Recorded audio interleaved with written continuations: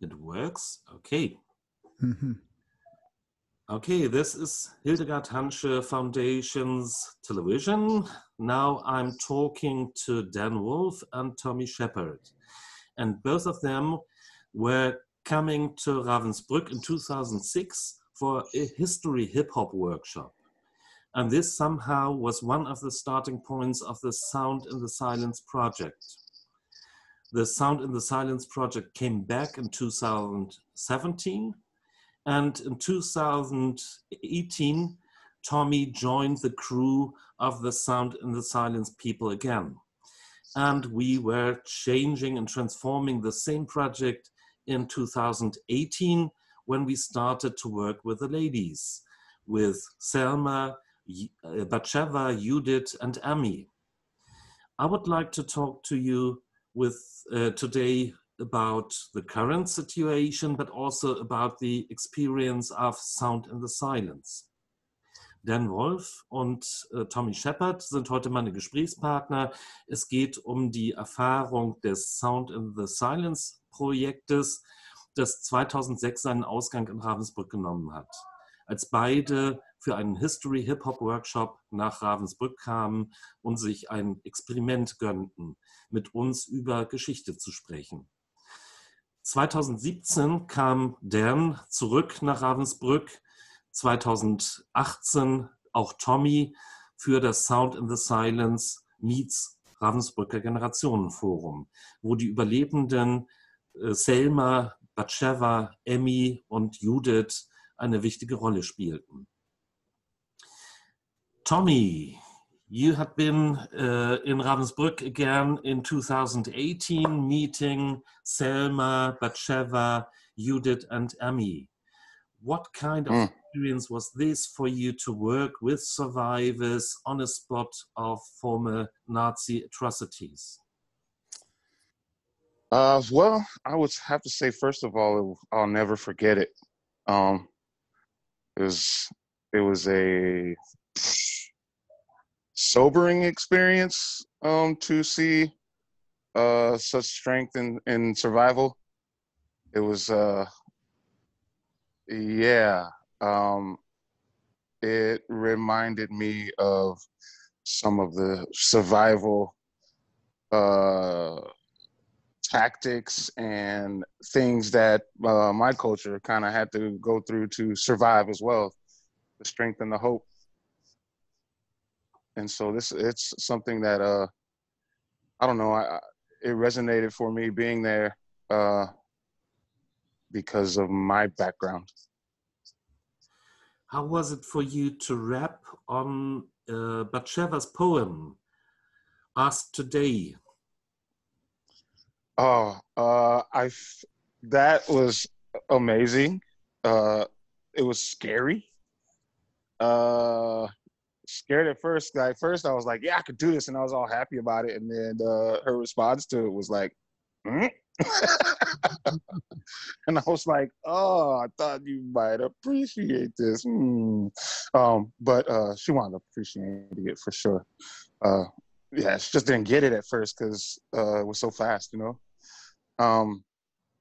But that experience was amazing, to take a piece of literature and remix it and reform it and refashion it to a rap and to rhythm and all these things. And that's a real true, I guess, testament to language, rhythm, hip hop, history, all of that, you know. I remember from 2006 that you told me that you were somehow jealous about Dan doing something on his German Jewish roots. Yeah, I guess it was real envy, I guess, because he had some answers that he could go search and find, and I knew that there was not many avenues I can go down to find out about my family. So at the time I was very excited for him, but I was also like, dang, man, like, dang, this is so dope. And I wish I could do that. Yeah. So, but jealous, I ain't never jealous of that dude. okay. You're good friends, and you're working together, or you were working together in the Felonious situation. How long Yes. do you know each other? We've known each other since 1993. That's it. Yeah, 1993. So a long time. Yeah, we have we had formed that band Felonious. We had disbanded that band Felonious, and we are now back circling around making music together again. And projects. How did you meet? We met in theater school. It's a school called PCPA, which stands for the Pacific Conservatory of the Performing Arts. I was there already because it's a 2-year program for theater, but you can take 2 years as a technical person, like doing sound, lights, and costumes and sets and all of that type of stuff, and learning the business and stage managing and all of that. You would take your 2 years learning that, and then there would be actors taking 2 years of acting training. Well, I went there 2 years prior to Dan going to that school, and I did the whole training program for the technical theater. Okay. And in my second year of the technical theater, I realized that that wasn't what I wanted. I didn't want to be behind the scenes. I wanted to be on the stage. And so the school has an audition process. And so I auditioned for that school, and we were at the same audition. And then he got in, and I got in too. It would have been really embarrassing for me if I would have been going to that school for so long, and then I auditioned to get in and didn't get in. As an actor, it would have been really embarrassing, I think. How important, Tammy, is the Holocaust experience for you in talking about your own experience? I think that it's important for each culture to have that story, to have their own story of genocide. And I think both stories are very important. And both stories include discrimination of both of our cultures. So I think that it's just important to know that that when things happen to people, that you might not be the only one these things are happening to, and there's some strength and there's some power in that. I think that the experience I had with Dan, as far as the Jewish culture and everything, bonded us in a way that we couldn't have bonded before. Dan, how important is the story of the Afro-American community in the US for you?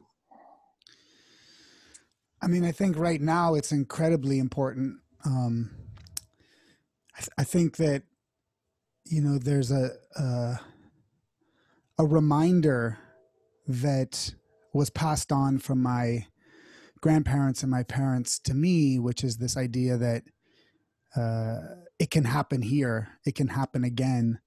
And then the reality of looking up and saying, not it can happen, but it's been happening. And it's a huge challenge to me as a kind of Holocaust, a descendant of Holocaust survivors, to know what my responsibility and role is in this moment in time, really what it has been, and also learning where I've missed the mark and not looked up and only focused on my own story. And it's a reminder that we are a part of a big world, and that my story is my story. But as Tommy was saying, that we all have this story, and it's a challenge to me to step up and realize, like, what would have my response been in 1933? Well, I get that opportunity now to share and educate myself, but also people around me who are not awoke to the reality of the situation, who are coming from a sense of privilege and a sense of safety, and a sense of like terror is in the past when terror is very much in the present moment. So I think I have a big responsibility, I feel, to speak to other non-Black people about the reality of the Black experience from my perspective, not from their perspective, but from my perspective as someone who can speak a certain language and fight and argue for justice, for people, for my friends, for my family members, for people that I love. And it feels very real for me. You know, I felt a little bit during the early parts of the Corona moment, some PTSD, you know, coming back about what it means to be hiding in a house and be stuck in a cellar, quote unquote.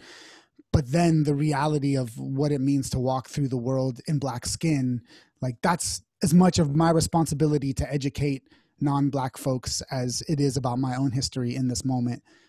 If I am standing for what I say I stand for. So it's a big deal. I think it's a really important moment for non-Black people to speak loud and start arguments and fight for justice, especially as a Jew whose family is just basically created in the shadow of a Holocaust. Maybe I have to add, for those people who don't know what PTSD is, it's a post-traumatic stress disorder, eine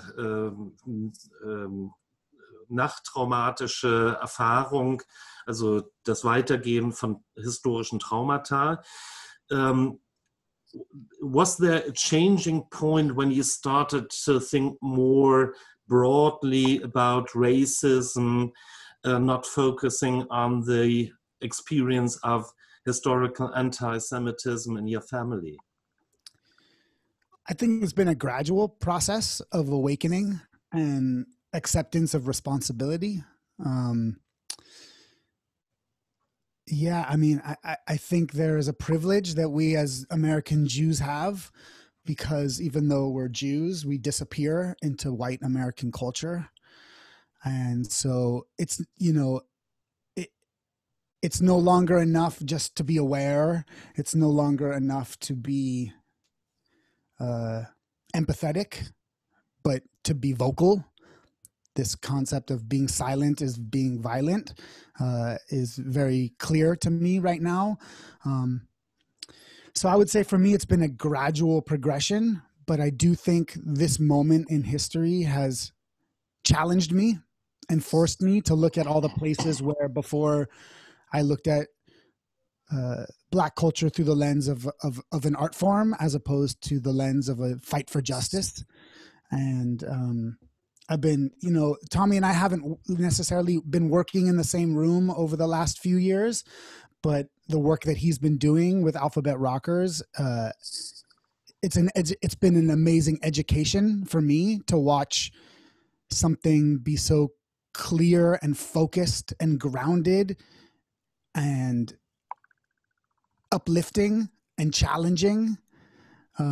So in a way, he makes music that makes change for kids and their families. And I am very much one of those families that need the lessons that he's teaching and that Caitlin is teaching as well. So I think it's been a gradual rise up into this moment where I feel as a human being, I can no longer just be not racist, that to be actively anti-racist and vocally anti-racist is my responsibility to my grandparents, to my family members, to my friends, to Black people who I love deeply, who have, as an artist, you know, inspired me. And really the work I do is an adaptation of a work that is created by and for and about Black people. So I have to understand that and really step up to that responsibility. So I think, again, it's been a ramp, but this is a moment where the demands have to be very clear and the work has to be very clear. Dan already mentioned the Alphabet Rockers. not everybody in Germany knows that you were twice nominated for the Grammy with the Alphabet Rockets. Can you tell us about this project? Sure. Yeah. Alphabet Rockers is an intergenerational multimedia hip hop group. We range in age from 11 to 40 something. And one of the Alphabet Rockers is standing beside you? Yeah, not necessarily. He's in his room. Okay. Yes, Little Tommy the Third. Yes, a lot of our work has been inspired by his experiences in school and in life. As we started to grow as a band, we started in 2007, and he was born in 2007. Started to see some of the questions he would ask us coming home from preschool and things, and my Caitlin McGaw and I were thinking, wow, there's got to be something we could do. These are conversations we shouldn't be having with kids at this early age. That's what we thought. And the more and more we investigated it and learned about things, we realized that it's actually the most important thing to do is to talk to your children about these things, not so that they get PTSD or anything, but it's kind of you are putting them in a better place in the world if you're telling them about what's going to be happening in the world. If they send their kids out into the world to listen to just without telling them things, they're going to pick all that stuff up in the world, at school, on the way home from school. All these places, they're going to pick them up. And they're going to be mad at their parents that they didn't tell them about that. So anyway, Alphabet Rockers, we've been around since 2007. We're making music. We're doing, we're really making a push right now so that we can fill the space of Schoolhouse Rock and Mr. Rogers. We want to bring that space back, that format back of like television shows that we can watch as families and learn about things, real things. Mr. Rogers is the closest person that got to speaking real things to kids and real things to people that make people uncomfortable, that make adults uncomfortable. So that's kind of our mission right now too, is really to be comfortable with being uncomfortable. So we're having conversations about race with people. We're having conversations about how to talk to your kids about race. We're having discussions about how to confront your white privilege and your, and how Dan was saying, PTSD, that's like, there's trauma there. And I think a lot of white America doesn't understand that they have trauma too. Their trauma isn't of they're not getting residual whiplashes on their backs. They're not feeling the pain of being hurt. They're actually feeling the pain of being the hurter, of being the person that hurts.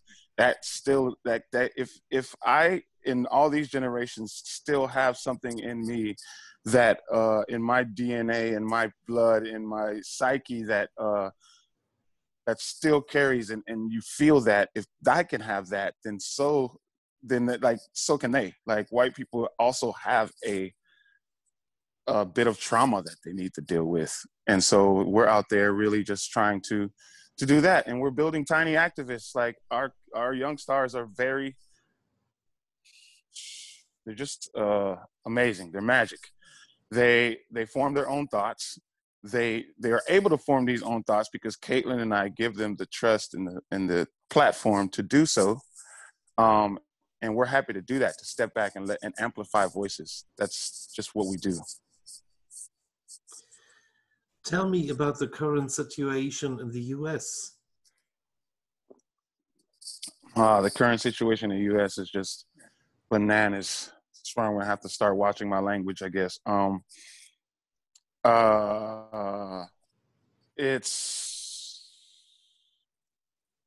It's numbing, it's triggering, it's very dark here right now. Like Dan said, it's always been going on. It's just now people are showing their true selves and their roots, and they are and the videos are just coming out. There's more documentation of these experiences. For me, I go through a lot of emotions. I go through knowing that this has always been this way and not wanting to count on anyone to help my people through this. I'm exasperated with asking anyone to step up for my people, because it's, I don't know, my dignity gets cut when I have to beg people to speak out for me. You know what I mean? So it's okay. Let it be. Like, folks don't have to do what they're doing by trying to show that they are an ally or things like that. That in itself shows that you're not. And and so it's really rough here right now. There's a lot of mixed emotions.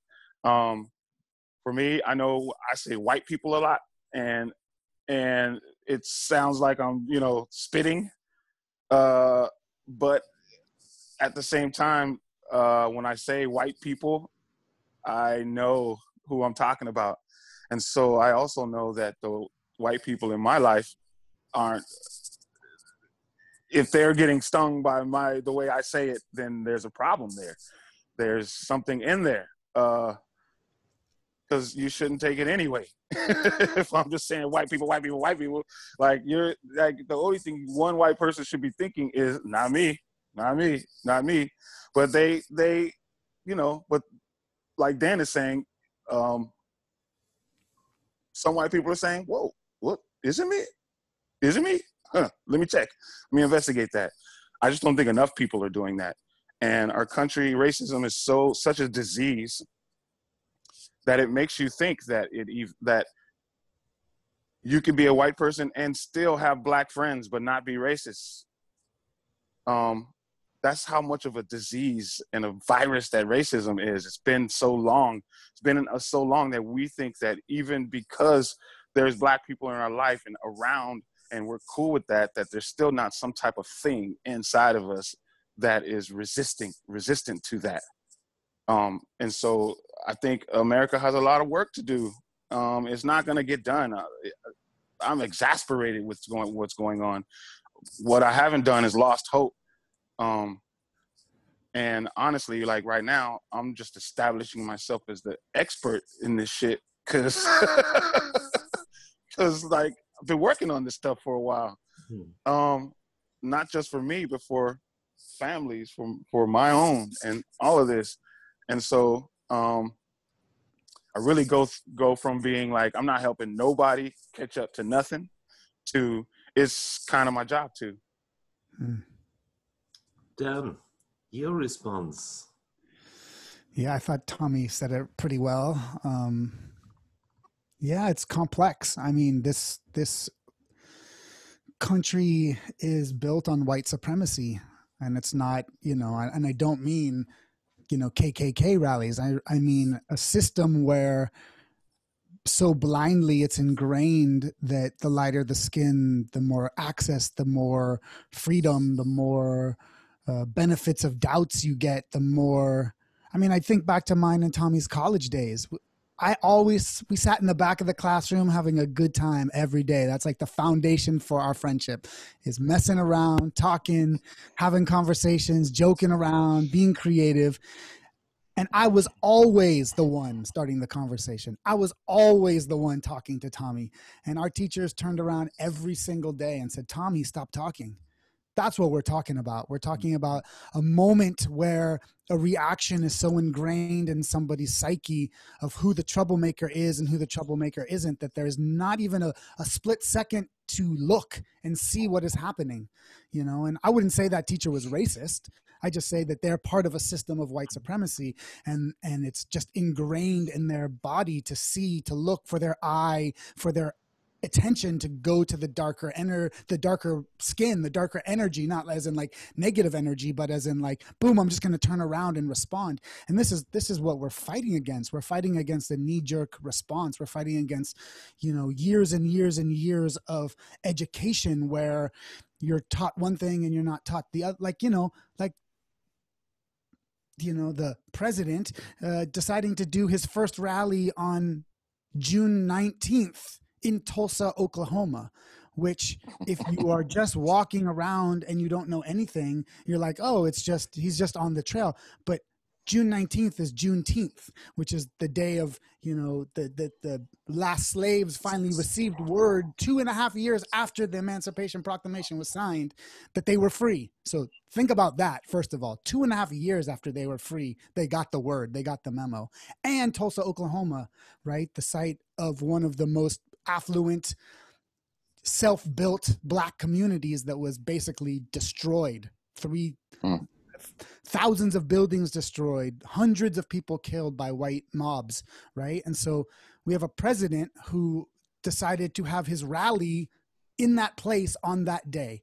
And to say that that's not calculated is absolute ridiculous blindness, right? So this is what we're fighting against. We're fighting against not only years and years of systematic racism and oppression towards all people of color, right? So you come into our country as an immigrant, and if you have fair skin, eventually you become white, right? Jewish people have unfortunately crossed that threshold, right? Italian people, Irish people. These are all folks who came to this country and at one time were treated awfully and now have been accepted into the club, right? So there's this sense of awakening to that and understanding that for yourself.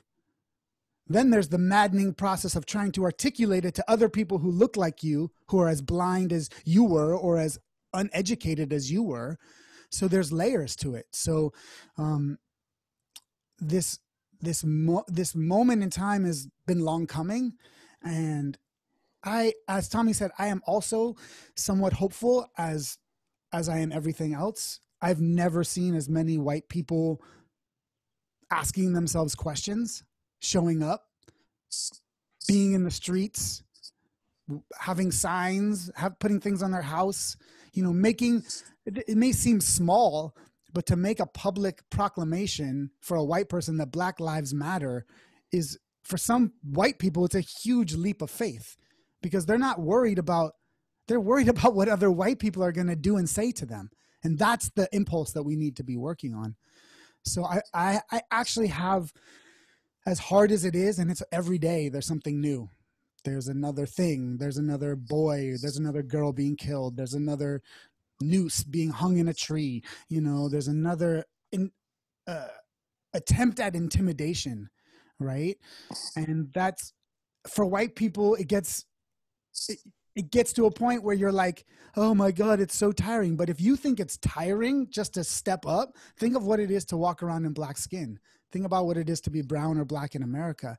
And so just to remember that this is it's a fight that we have to have daily.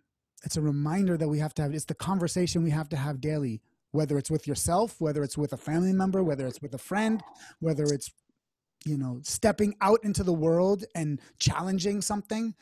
I think it's the perfect storm in the sense of like, we are all in our house contemplating what's a complete sense of insurity. We're all unsure about what the future holds. And we saw in our country the inequities in the healthcare system emerge. We watched a president, doing minuscule amounts of work for his people around the coronavirus, and then realizing that predominantly Black and brown people were getting it the worst, and then stop everything and be like, no, it's cool, everyone go back to work. So we're hopefully fighting something in the last throes of its life, because my responsibility as a Jewish American who has children, who has Black family members, both adopted and born into my family, is I have to instill in my children the ability for them to understand why it's important for them to be on the streets, why it may be important at a certain point for them to put their white body between their black friends and family members, and all without thinking twice about it being right or wrong, but just knowing that it's the right thing to do. That's my responsibility as a father. And yeah, it's pretty deep. It's pretty deep. And I've had hard conversations with many people close to me, and that's what I'm going to continue to do. Yep. Yep. Tommy? I was just saying, yep. Yep. Continue to have those conversations. That's what it's going to be. Yeah. And defund the police. I mean, yeah, the whole thing right now, our police in our country, they're not like, they don't even care. They're not even like going, oh, there's a camera there. They're actually acting in the way that is saying to us, we don't care what you say. We don't care that you're asking me to stop hitting this person. I don't care that and you can't tell me what to do. This is how they're reacting. The reaction in America is, you can't tell me what to do. And that is a horrible place to be. And there's actually very little we could do about it unless we get them defunded.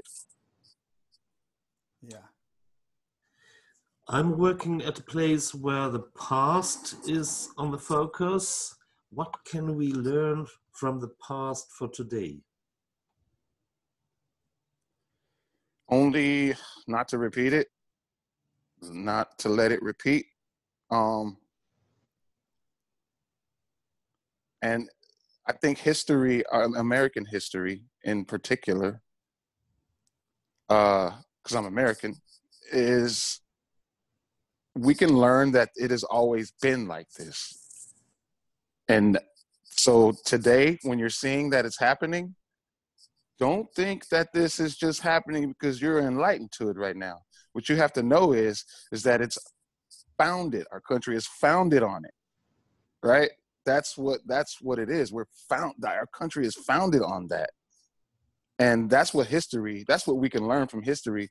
But what I wonder is, how is it so easy for me to see that, for Dan to see that, for you to even understand that? And we're sitting on a whole country of people that don't see that don't understand that. Yeah, I mean, it's partially like foundational to the identity of this country, right? And it's so foundational and so blindly foundational, right? That it's like you're telling someone Santa Claus isn't real, when some of us know that, some of us have known that. Sorry if you're just learning that now, but yeah. But this idea that like there's these narratives, and I always say quite honestly that in America we're taught that history moves in a straight line, right? That this happened, and so then that happened, and so the thing that happened before is done, is over. Right. We know when you study history across the world that it's a spiral, that it's dialectical, that it's always jumping back and forth. And this idea, like something I'm so interested in is, talking to my parents' generation about what they were doing in 1968. Because if you just take that year as an example in American culture, and you look at like what white people were doing and what black people were doing, right? We're talking about the year that, Martin Luther King was murdered, right? We're talking about riots. We're talking about James Brown the next night going on stage and possibly saving Boston from burning, even though probably Boston needed to burn the most, probably still does. And, this is happening. There are riots happening in the streets of these cities. Meanwhile, that's also the summer of love. And white people are taking acid and spinning around in circles in Golden Gate Park and listening to the Grateful Dead.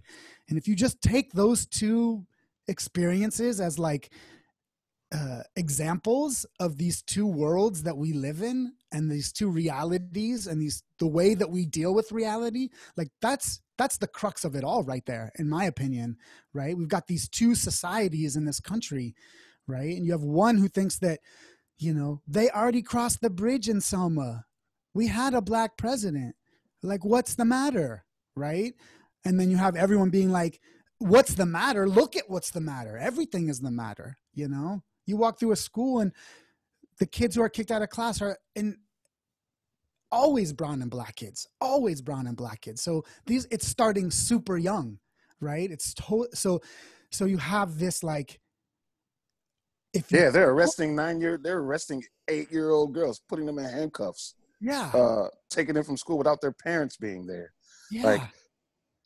Yeah, that's how bad it is here. And that story I said happened years ago. Yeah. And you look at like the uncovering of it, right? And you look at, I mean, you can go back farther and farther and farther in history, and I've been pushing myself to learn as much as possible. But, you know, just with what's going on now with the police, you have the situation where there's no funding for social services in this country. There's no funding for homeless people, for, you know, mental illnesses and mental health issues. So all those people are on the streets, right? And they have a moment that they need a doctor or someone to give them some sort of care. And who do they have to solve the problem? The police. So the police show up, and depending on how that person is feeling that day, the homeless person is either given a warning or beat or killed, right? Depending on, because on top of us having a kind of a KKK problem within the police force, you know, the police are expected to be psychiatrists and to be health workers, and there's a lot on their shoulders, right? And so like this idea of defunding them is about like not only taking away their military powers to show up in your communities with a tank when all you're doing is peacefully protesting, but also to give someone else some opportunity to diffuse the situation and give the people the proper medicine that we need, right? Whatever that is in that moment. So, yeah, so I think the past, for those who choose to look at it and understand its context, I mean, look, like all the Nuremberg laws are based on the Jim Crow laws, right? So the Germans, you know, World War II was an awful thing, don't get me wrong. But just like a abusive father, they learned it from somewhere, you know, and got a ton of blame, rightfully so, from the Second World War. But there's work that's been done. There's forward momentum here. There's blindness to the past, to the reality. Racism is over. What are we dealing with? Why are we dealing with it? You know, and we're like, so the past is incredibly important if you pay attention to it. Yes, the past maybe teaches us that the racism in the US was imported from Europe. Slavery was started from Europeans. I don't talk to you in order to get rid of the German history while talking about the US. It's quite difficult in different parts of the world right now. And Dan and I were talking about the attic, where we would maybe find a hiding place. He in Berlin, me in Berkeley, if it's necessary. But we have to fight on the places where we are. We have to fight for equality. We have to fight for liberty. We have to fight against racism and anti-Semitism. Do you have an idea for us, the Germans? What should we do? How should we fight in our society?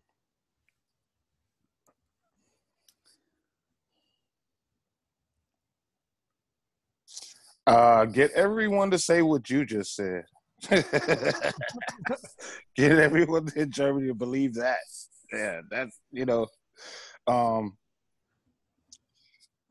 yeah, in all seriousness, I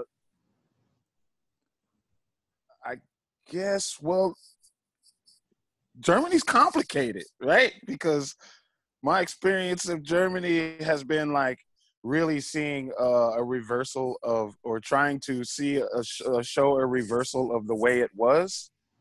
At the same time, the more I went back there, the more I kind of saw the onion peel and was like, oh, actually, there's still some of that here. There's still some of that hate here.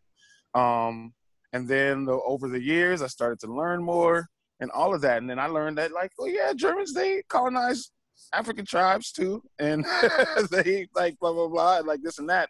So I understand it as a place that has confronted these things.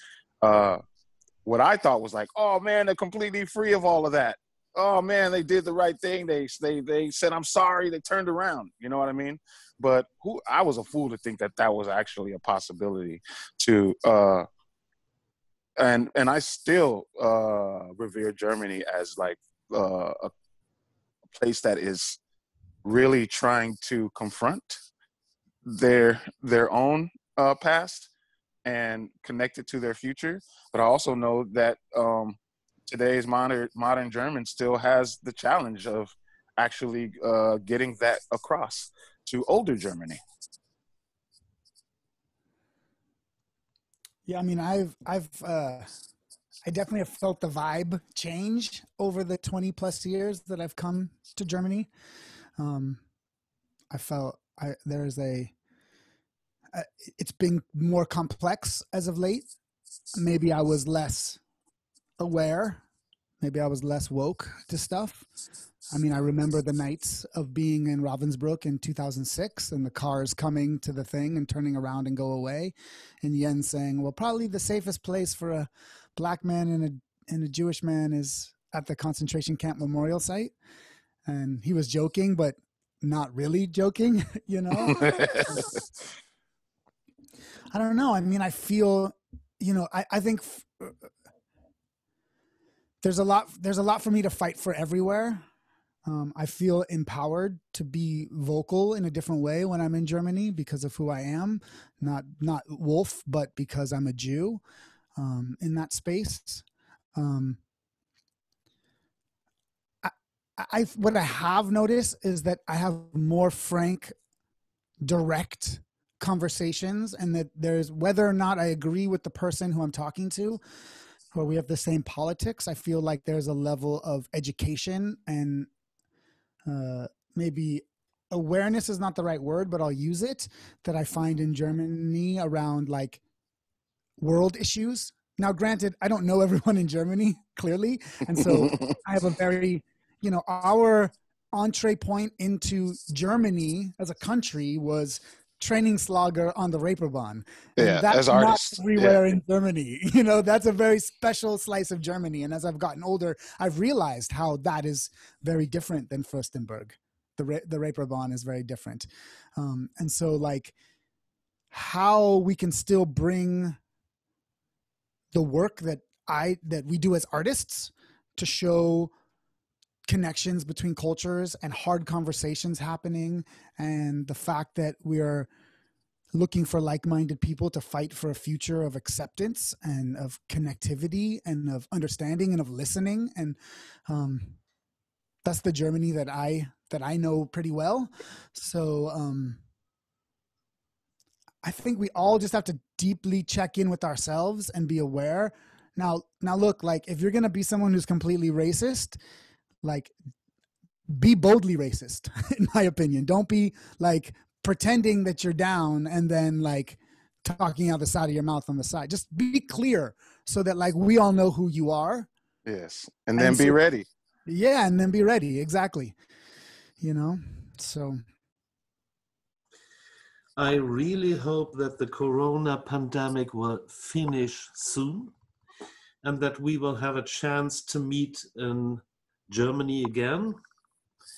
And hopefully then we will work on the strategies of our common struggle against racism. It's quite clear Black Lives Matters, and anti-Semitism, racism, all these kinds of isms are a danger to the world. It's good to have you as friends and colleagues and fellow combatants. So we should work on the future without racism. Mm-hmm. Did I forget something in asking you? Is there anything you would like to tell the audience right now?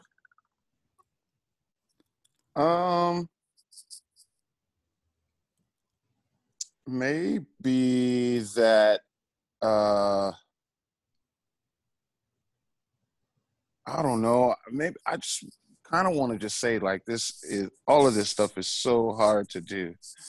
And like Dan was saying, if you feel like it's hard for you to do it, think about who you're doing it for, how hard it is. That's all I ever do. Like, honestly, okay, yeah, okay, here it is. Here, I want to get this out in this interview.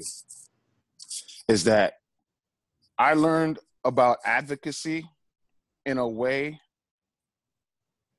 where I was in a desperate place. And I was like, I can't fight for myself anymore. I need some white people to fight for me. I need like people to stand in front of me and do this and like all of this stuff. And what I realized is I got to stop doing that. And I turned my focus because I'm like, I need people to advocate for me. But one day it flipped on me in my head and I said, well, you begging for all these people to advocate for you, who you advocating for? Who are you being an ally to?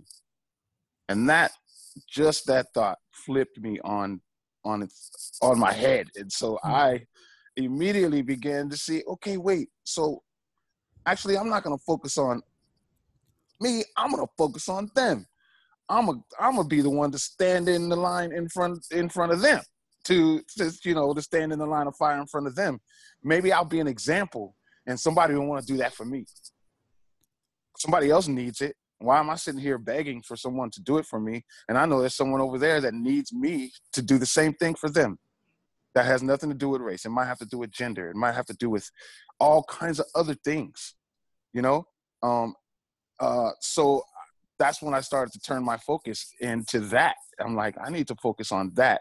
And as soon as I was focusing on those things, I started to notice that there were more people out there advocating for me than I thought. You know what I mean? I'm not saying it changed it and I was like, oh yeah, I'm all right now. I'm advocated for. However, I think there's something in there. That whole pay it forward vibe got it kind of like, it feels like. And so like, I really dove into seeing where I can help, where other people could, where other communities can't help themselves. Dan, do you have something to add? I mean, that was amazing, Tommy, what you just said. I think that speaks to your heart and your quest for knowledge, which is so inspiring. I mean, for me, like, to sit here as a Jewish MC questioning where and when and if I should take up space in a Black art form, sitting here after the last time I really performed, watching the Minneapolis Police Department burn, realizing this moment in time, then the next morning hearing Tamika Mallory speaking with like incredible passion, and she's a Black Lives Matter activist who's been everywhere for the last few years. And something she said about, this is, that white people taught Black people this looting. They looted Black people, that white people taught Black people this violence, and that it's on white people to change that, to understand that. That spoke to me incredibly deeply, in a way, and I heard it in a clear way that I had never really understood it. And I also have a colleague who's a playwright named Star Finch, who we're in part of this playwrights retreat group together. And after I read some of my work, she was basically like, look, like you're so worried about being accepted by Black folks, like your work, we like you, you're down with us. Now what you have to do is you have to go into these, she's like, you're a Trojan horse. You have to go into these white environments and speak directly to them. Like, don't worry, stop putting your energy in trying to be down. Like, we're cool with you. You got that. Move on from that already. Like, we work together. But what we need you to do is go out there and talk directly to white people. And so those moments are so powerful for me, and so like a beautiful challenge. And I now challenge all the white people out there who are listening to go out and be that Trojan horse and speak directly to other white people about privilege, about responsibility, about supremacy, about, you know, the way that this entire world has been created to oppress certain groups of people. And you know who those people are. So like either step up and do the work to actively dismantle it and to build bridges, or stop questioning why it's still around. Or get out of the way. Yeah. Get out of the way. So, I mean, those are like profound awakening moments that I have felt in my bones recently. And so I'm just saying this publicly, that it's my responsibility to follow through with those concepts. Concepts for education. Some of the people in the auditorium are educators, and if they listen to the Alphabet Rockers or participate in the Sound in the Silence projects, they will have a chance to get an idea how you can getting active in the struggle about memory, against racism, against anti-Semitism, against all these kinds of atrocities against human beings. Thank you so much. It's good to know that you are doing your work. It's good to work together with you. Hope to see you soon again. Thank you. Yes. Okay, recording is finished. That's funny. I thought you were going to say, I forgot to hit record. I forgot. I will be recording. You're great. Thank you for that. Do you feel comfortable so far? Huh? Do you feel comfortable so far? No. And it's okay. Interview. Yeah. Well, okay. Yes. I already said I'm okay with being uncomfortable. It's always uncomfortable, but I'm cool with being uncomfortable. Okay. I think we all should be uncomfortable. We have a wonderful book which was published last year, which is called Be Disintegrated. It's by a young Jewish publisher, and he said, it's so difficult that we always are forced to integrate. I want to be disintegrated. And I was in a demonstration Sunday a week ago together with Aisha, and we had the feeling that we were so much disintegrated with all the people demonstrating for the good things in the world, and we felt this is not our kind of demonstration. Definitely not. Mm-hmm. Yeah. Okay. Yeah. I mean, yeah. Cool. Yeah. Yeah. Thanks for having me on the interview. So I will work on the interview. You will get your names into the interview. I will cut it from the beginning to the end, and then you will receive it via WeTransfer. And then you have to look on it and watch it. Tell me whether it's okay with you that I will put it online. Okay? Yes. Cool. Thank you so much. Thank you, Matthias. Thank you. Thank you. Yes. Bye. Take care later, Tommy. Yes. Everybody have a good one. You too. Peace.